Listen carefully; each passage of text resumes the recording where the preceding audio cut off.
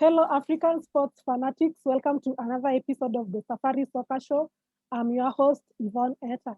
Today, I'm hosting one of the greatest players gracing Kenyan Premier League right now. Please, Allan, just reintroduce yourself to my viewers, and take us through your football journey. My name is Allan Wanga Wetende. Currently playing for Kakamega Homeboyz as their striker.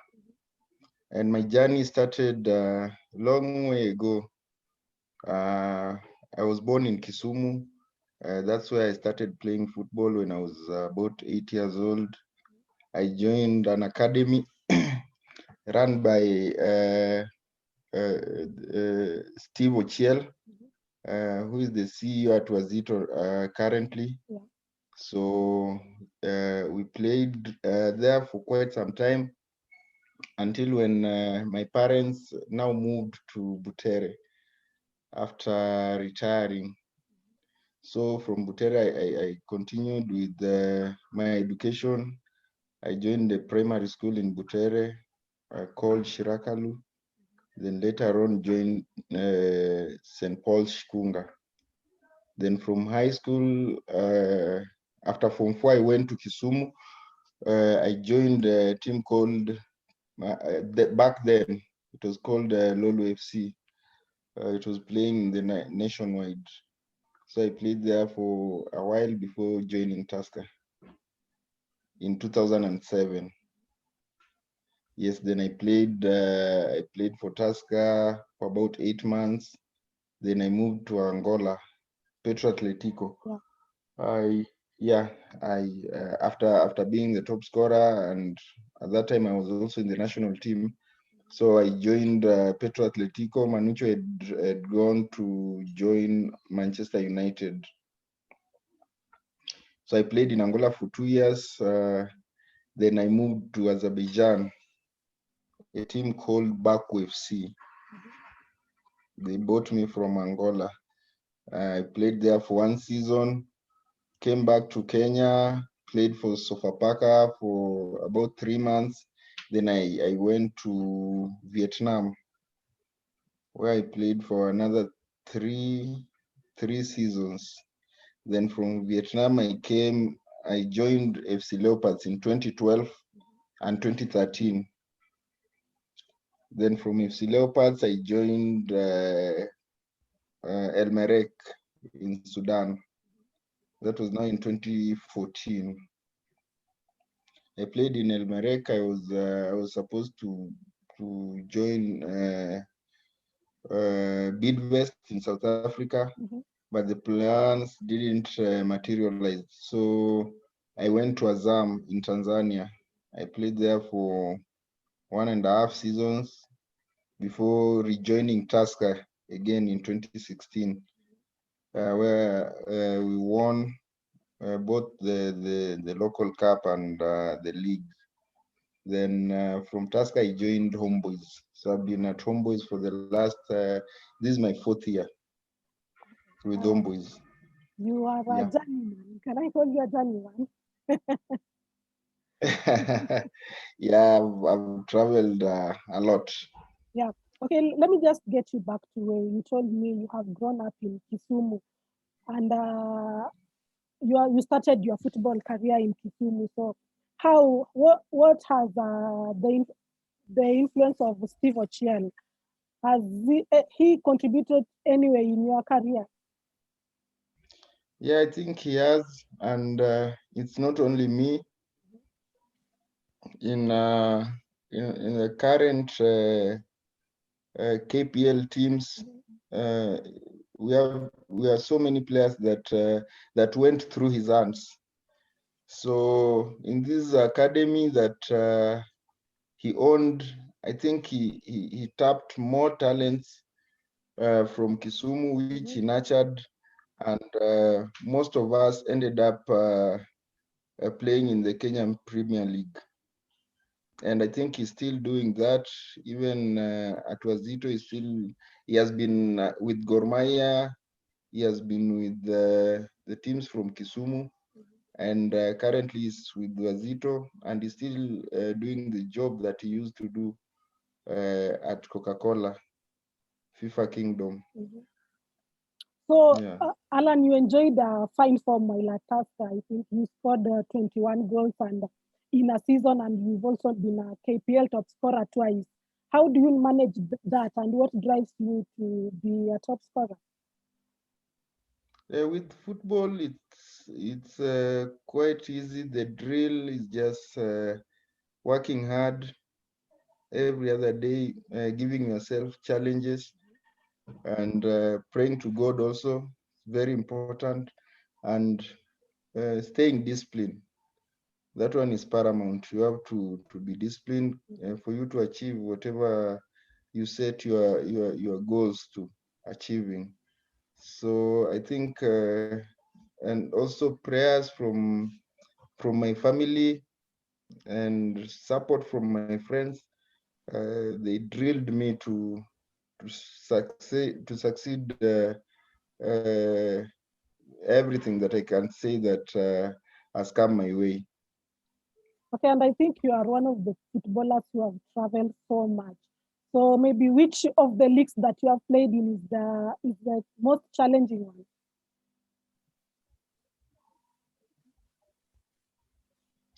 Sorry, I lost you. Okay, you are one of the players who have traveled so much. So which is among the leagues that you have played in, which one was the most challenging one?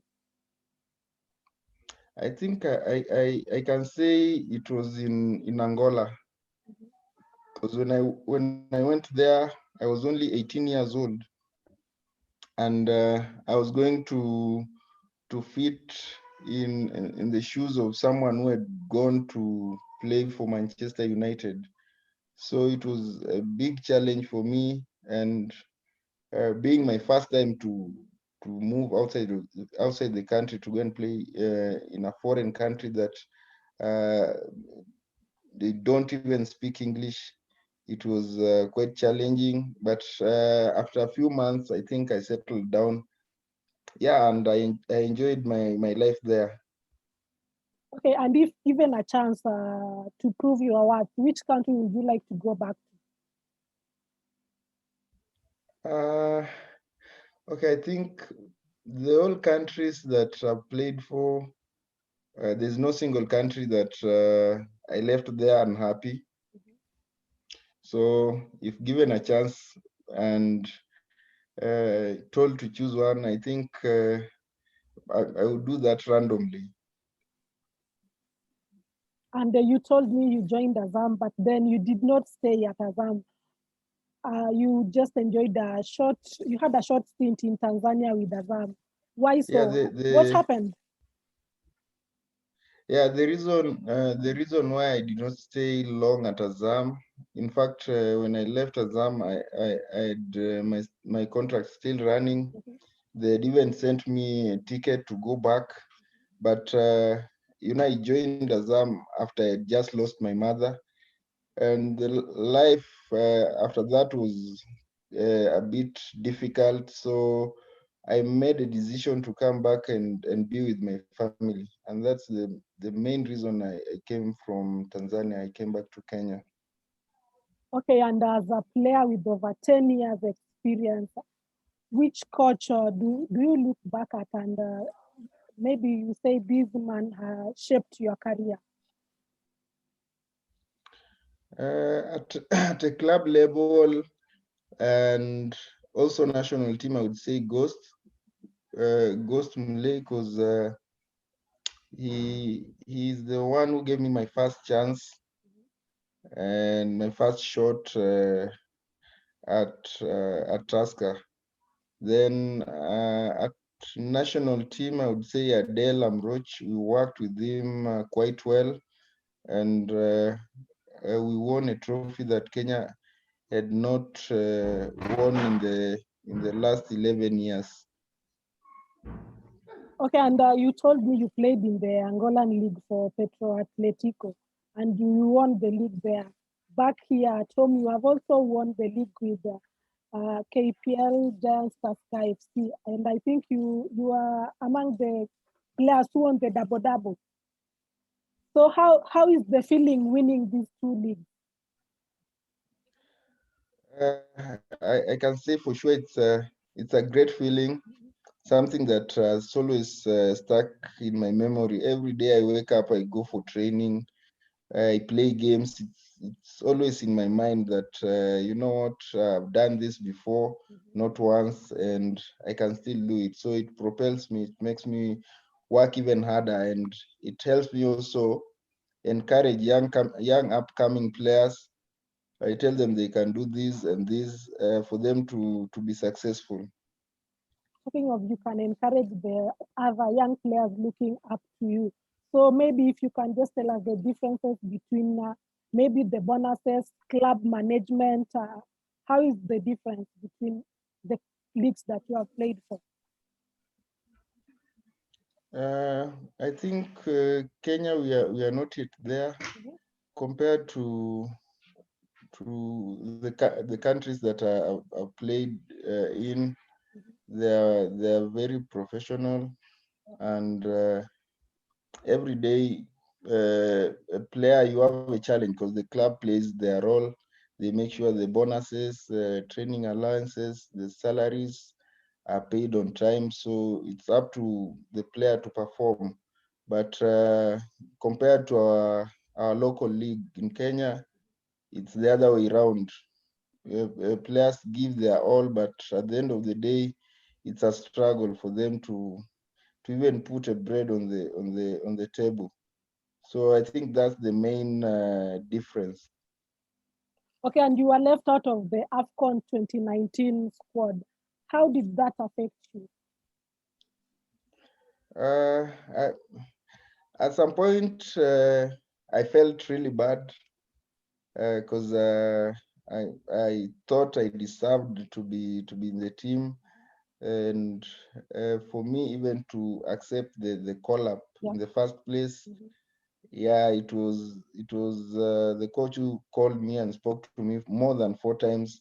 He told me he would want to work for me. He would want to work with me. So when I was left out of the squad, and at that time I was the top scorer, I felt like, you know what, I've got nothing to lose. I did not ask them to call me, and I think I gave my all in training.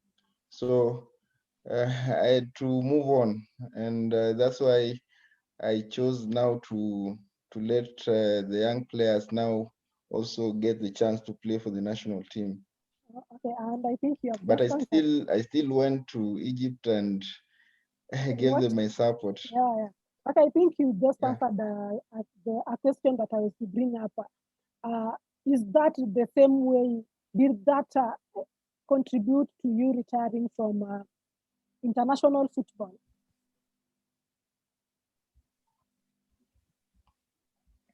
Sorry, I'm losing you. Okay, I was to ask you, is that the reason why you retired from international football? At the moment when we qualified for AFCON, at that time, that was the only thing that I had not achieved in my career, I think. So I was really looking forward to play in AFCON. Then after that, choose if I want to now hang up my boots or continue playing. Yeah, but when it did not happen, I knew that I had no other chance considering my age also, and the duration it takes for the next AFCON to be played. So that's why I decided to let young players now have also their chance to be in the national team. Okay, and last season, Kakamega Homeboyz were on the verge of winning KPL title before Corona happened. Do you believe you guys were capable of lifting the title? Yes, I believe we are going to lift the trophy because looking at our form at that time, we had gone like about 11 games, winning them straight, and now we were geared because Gor Mahia were ahead of us, I think, with 1 point because we had the game in hand. So the momentum was on top, and every player in the team, very few players have won the KPL title. So these young players, they are really looking forward to achieve it, to win it. But then, yeah, it happened, and now we have to fight again, maybe for this season. Though it has not started well for us, but we still believe we'll bounce back and we'll give our all. Talking of you not performing well this season, maybe what do you think is happening at Kakamega Homeboyz right now? What are you guys not doing right? Sorry. Talking of you starting a low season this time round, what do you think Kakamega Homeboyz is not doing right? I think for us, we've done almost everything right. What I can say maybe affected Kakamega Homeboyz is we stayed for a very long time without training. You see, there's a difference between the teams in Nairobi or other places with the teams down here. Most of our players, they come from all over the country. So when there was lockdown and there was no training, we stayed for a very long period of time without training together as a team. So when we started our preseason and also the new players came, then we started the league. The first game, after the first game, we had like 7 players who were injured. It really affected our rhythm. So we are trying to work on that because now we are also under pressure to perform. So that's why I'm saying we've only played 9 games. And we think in the 9 games, we are not playing badly. We are playing well, but we are not winning the games. And this is something that I think the coaches and players are working on. And we believe that in the near future, we'll start going back to our ways of winning our games. Okay, Alan, I think most of Kenyan players, or maybe players as a whole, always do not pursue further studies. But you are, I think, some years, about a year ago or two, 2019, you graduated, I think, with diploma in education. So what influenced you to pursue your education? We've all seen what happens to our great legends after some time after retiring or after hanging boots, and that's something I told myself I wouldn't want it to happen to me, and also encourage so very many footballers to follow my path, and that's why I decided to join university as I was playing, so that when it gets to that time that now I'm not playing, it won't be the same case that we've been seeing. So that's why I joined Nairobi University. Yeah, and I did diploma in human resource management, not education. Okay, apologies. Talking of the University of Nairobi, I think right now you are offered a job at the county government of Kakamega.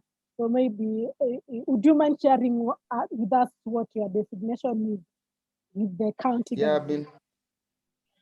I've been here for the last 3 years. My contract expired just the other day, and it was renewed again.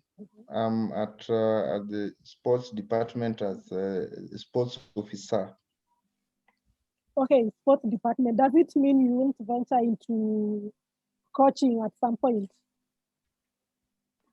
Yes, but more so is also trying to build, to nurture, to discover the talents that are in Kakamega, not only football, but it's all round. So we try to improve sports, because we know Kakamega, Western Kenya is where most talented sportsmen and sportswomen come from. So we try to nurture them from a young age, so that they grow up and participate in building this nation.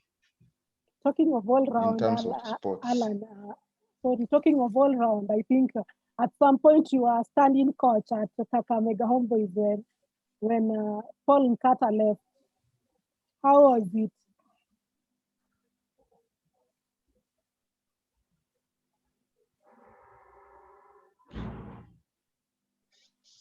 Sorry? Okay, I'm asking you, how was it? Because at some point you are standing coach at Kakamega Homeboyz when Paul Nkata left. Yeah, it was not so difficult for me, because I'm this guy who is used to being free with players, especially young players or new players in the team. So when I was given the mandate to lead the team, as the management were looking for the new coach, it was easy for me to deal with the players. And I think we played 5 games. We won three, and we drew 2 games. So it was quite an interesting thing for me, because I've never thought of being a coach, but yeah, it came my way, and I think we pulled it together with the players. Okay, talking of Coach Paul Nkata, Kakamega Homeboyz was once implicated of match fixing. What are your thoughts on this match fixing? Sorry, because the other day also Western Steamer was involved in such. We were all shocked, the players that were not involved, plus the management, because I had worked with him at Tusker, and I never thought maybe 2 years later he would be doing the same. But all in all, I wouldn't want to dwell on that so much. But yeah, I think we were shocked at that time, and FIFA also took action, and we moved on. The players were banned. I don't know what happened to Nkata, because I read somewhere that there was no evidence to pinpoint him that he participated in the same. So yeah, as a club and players and management, we chose to move on and yeah, continue working hard. Apparently, match fixing is penetrating into our game, into the Kenyan Premier League. What do you think should be done to curb it? Sorry? Apparently, match fixing is slowly penetrating into our game. What do you think should be done to curb it? I think I've been asked this before, and I think the reason to why mostly our local players get involved in match fixing is because of the life they are living. Someone is maybe playing, is not getting paid, he has to pay bills, he has to take his kids to school, so he gets enticed with this evil thing of accepting to fix a match, to just get something that he can take at home. So I think first of all, footballers need to live comfortably from Division 1 to the top level of football in this country. They need to at least earn well, get good bonuses and salaries on time, so that it will be very difficult for somebody to come and tell him, hey, you just make sure you lose this game so that I give you 100,000 shillings. yeah, that's my thought. Okay, and Mashemeji Derby is lined up for tomorrow, and I think you have also once participated in it. How would you rate the Kenyan Derby? I think Mashimeji Derby at the moment, FC are on a good run compared to Gor Mahia, but Mashimeji Derby has always been very difficult. It doesn't matter if you're on form or you are not. But again, it's been quite a while since FC Leopards won against Gor Mahia. So I think they're coming into this game really geared to do it for the first time after a very long time. At the same time, Gor Mahia, they are coming into this game knowing that they've always beaten FC Leopards in their last a couple of encounters. So it's a game that is going to be very interesting, and I think every Kenyan is looking forward to see how it will turn out. Talking of AFC is in a good form. Do you think AFC can beat Gor Mahia? Okay, I think with their current form now, they're in a good chance to beat Gor Mahia. Okay. Before we wind up our interview, maybe just give us some wisdom, a word of advice to the young upcoming players as we wrap up the show. First of all, as a young upcoming player, first thing you have to believe in yourself. You have to believe that you are the best, and no one can take your talent away from you. Then you have to believe in God. You have to pray to God always, and tell God to always lead your path when it comes to your career. I remember my dad used to tell me that he was the top scorer at some point in Kenyan Premier League when I think he was playing for FC Leopards very long time ago. I did not even watch him play in 70s, and he used to tell me that I want you one day to be greater than me. And you see, at this time I've been the top scorer twice. So his words, I mean, they came to happen. So I can only tell young upcoming players to believe yourself, believe in God, always work hard, and always stay disciplined, and you'll achieve whatever you want to achieve. Thank you very much, Allan, for gracing this episode of the Safari Soccer Show. To our fans, please to our viewers, don't forget to subscribe to our YouTube channel at Safari Soccer Show. Follow us on all our social media handles at Safari Soccer Show. Thank you very much, Allan, and I wish you all the best in your football career. It was my pleasure, Yvonne. Take care, and we'll catch up again. Okay, thank you. Okay, bye-bye.